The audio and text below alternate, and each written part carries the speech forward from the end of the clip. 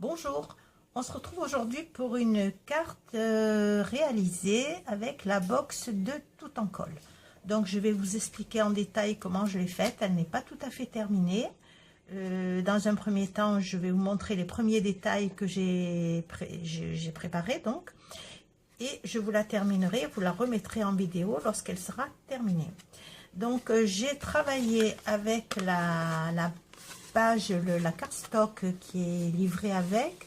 Donc c'est une page qui est cartonnée, blanc nacré, ocre, enfin dirais-je nacré, oui nacré, voilà pour bien préciser. Dans un premier temps, donc j'ai pris les 23 cm là, que j'ai plié en deux. Et sur le rebord, dirais-je droit ou gauche pour vous, je sais pas, enfin bref, j'ai fait deux plis de façon à ce que le rabat ne vienne pas gêner la fermeture. J'ai travaillé donc la couverture, la page, j'ai travaillé avec ce dies. Voilà, ce dies curve. Je vous le montre ici. Voilà. Donc j'ai fait une première découpe sur la page, par laquelle j'ai récupéré ensuite le cœur qui était en découpe ici. Je l'ai reproduit en 3 fois sur des pages beaucoup plus simples et que je suis venue coller ici tout autour. Mais avant de le coller, j'ai posé donc une feuille de cristal à l'arrière pour laisser comme un effet de fenêtre. Voilà. Alors à l'intérieur j'ai travaillé avec 3 dies. Voilà, 3 dies de muguet, brin de muguet. Voilà. Donc j'ai fait une première découpe de feuilles en vert, voilà. Ensuite les brins de muguet en eux-mêmes avec du papier rose pour que ça ressorte un petit peu, sur lequel j'ai passé un petit peu de glossy pour les laisser un petit peu brillants. Vous devez voir la brillance en relief.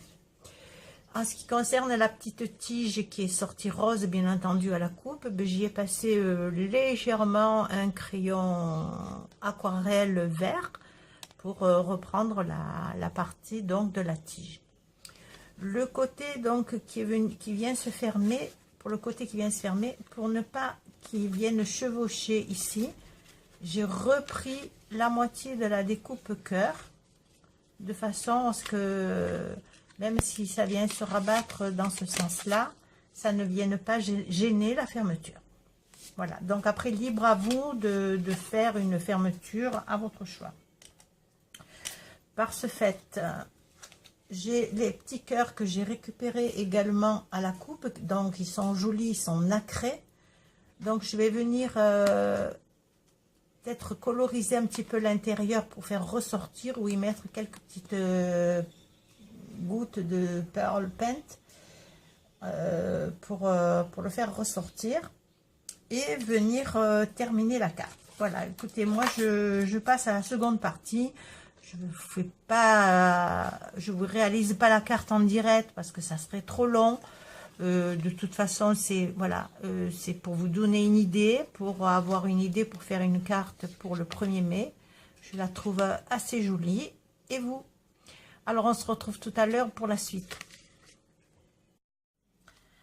Alors, pour terminer cette carte, j'ai posé ici, comme sentiment, une découpe Love. Et là, sur le cœur que je vous avais expliqué donc auparavant, j'ai passé directement un petit galon de satin rose, donc autour. Enfin, j'ai collé une partie d'un côté, une partie de l'autre. Et je suis venue devant faire une petite boucle, un nœud, donc terminé par une perle. Voilà. Et puis de ce côté-là, j'avais pas trop envie que les rebords de la plaque transparente se voit.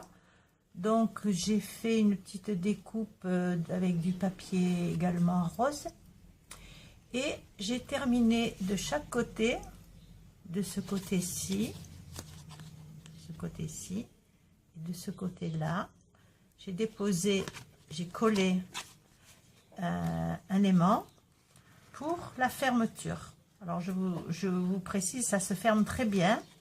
Mais comme je viens à peine de poser ici du glossy avec des paillettes un petit peu brillantes, et que c'est pas très sec, donc j'évite de coller les deux rebords. Mais je vous garantis que les deux se touchent et se collent. Voilà, donc on se retrouve avec une jolie carte pour le 1er mai. Voilà, et j'espère que ça vous permettra de faire également de jolies choses. De liker, bien sûr, de partager et de faire abonner celles qui ne connaissent pas la chaîne. Voilà, je vous dis à très bientôt.